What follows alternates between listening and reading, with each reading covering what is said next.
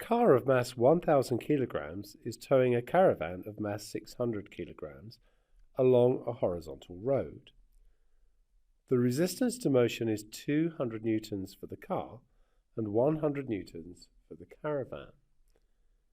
Given that the driving force produced by the engine is 700 newtons, find the tension in the tow bar and the acceleration of the car. So this is our horizontal road, and let's say that this is the car and that this is the caravan. And they're joined by a tow bar.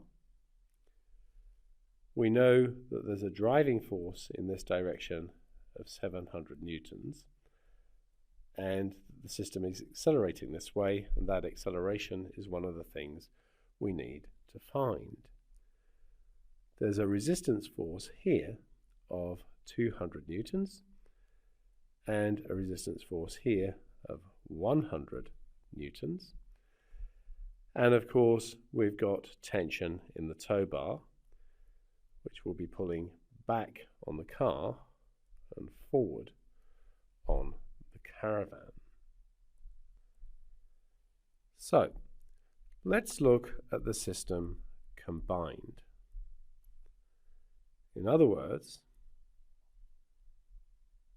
what we have is 1,600 kilograms for the car and the caravan combined, being pulled by 700 newtons this way, with a combined resistance of 300 newtons. The tensions either way balance out when we look at the combined model. And of course, we've got acceleration this way. So we can look at F equals ma.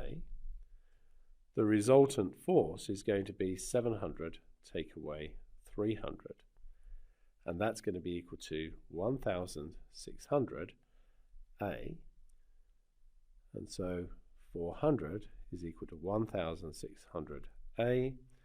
A is going to be 400 divided by 1,600, so it's going to be 0.25 meters per second squared.